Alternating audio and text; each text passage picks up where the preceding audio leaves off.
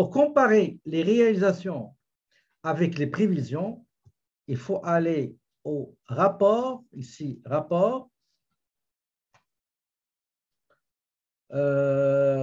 financier et le dernier état des résultats de la marge brute. OK? Je recommence. Vous allez au rapport financier, le dernier document, ou bien la situation, ou bien l'état, la dernière ligne, état des résultats de la marge brute. Donc, vous avez, si vous ne cochez pas ça, vous n'aurez pas la comparaison. Il faut cocher type de rapport, état des résultats comparatifs. Donc, on va comparer les périodes. Quelle est la première période? Est-ce que vous désirez le réel ou le prévisionnel, ou bien le budgétisé, ou bien le budgété? D'accord? Par exemple, vous avez au départ, vous avez réalisé 1000. L'autre colonne, c'est les prévisions. 1000, c'est 500. Ou bien l'inverse. On va voir les deux. On commence par le réel et on termine par budget. Quelle est la période? C'est toujours début et fin mars. Ici, on vous donne trois choix. Est-ce que vous désirez uniquement les montants? OK? Uniquement les montants. Quand vous comparez, vous aurez les montants, l'écart en montants. Ou bien écart en pourcentage. On commence par le premier. On clique sur... Ah, j'ai oublié une chose. Masquer les comptes à solde zéro. Ça veut dire les comptes qui n'ont pas été mouvementés, touchés par les budgets, vous ne les aurez pas. Je clique sur OK. Voilà, vous aurez... pourquoi je n'ai pas les...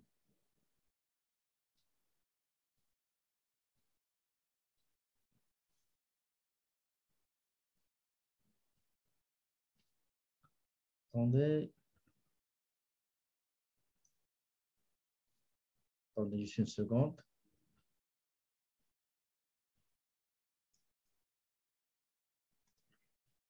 Donc, modifier, option de rapport. Donc, début mars et fin mars. D'accord? Début mars et fin mars. Vous aurez uniquement montant des prévisions, montant des réalisations. Les voici. D'accord? Donc, vous avez les réalisations, vous avez les prévisions. On a prévu 69 000 de ventes, mais on a réalisé uniquement 60 000. D'accord? Si vous désirez changer ça, ben, on va le faire dans modifier et on va dire donnez-nous les écarts en pourcentage. OK? Tout à l'heure, on a commencé par les réalisations. On va commencer maintenant par l'inverse, par les prévisions en bas, réel. On clique sur OK. Donc, on commence par les prévisions. Et voilà, vous avez prévu 69 000, mais vous avez vendu uniquement 60 000. OK? Donc, le pourcentage, c'est ce que vous avez réalisé. C'est un écart de 15% qui n'a pas été atteint. OK?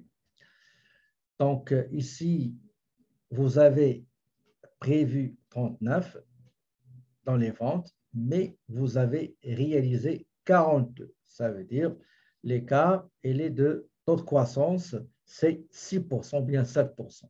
D'accord? Si on modifie, on commence par le réel, avec le pourcentage. Réel, budgété, OK.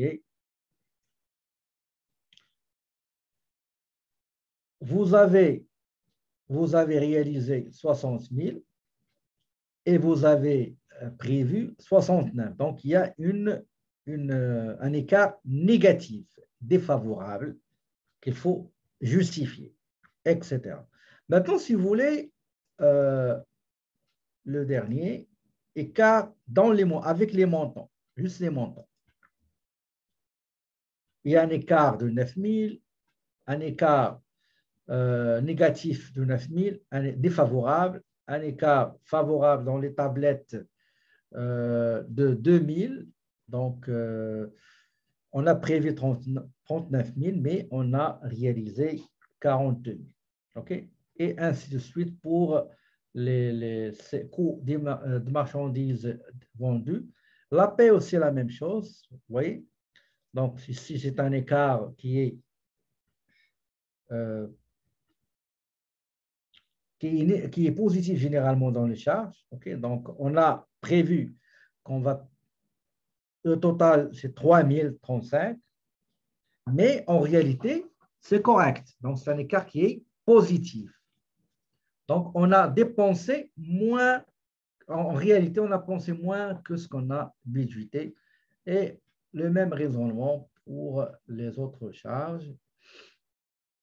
Et vous avez ici le bénéfice net. Donc, on a prévu, d'après les prévisions des produits CMV charges, 15 000 comme bénéfice net, mais en fait, c'est uniquement 7 000. Donc, c'est un écart qui est défavorable. Et il va falloir expliquer pourquoi on n'a pas au moins atteint. C'est un grand écart, donc c'est presque 50%, 70%. On va essayer de le justifier. D'accord? Et voilà, donc on a terminé la correction de cette étude de cas.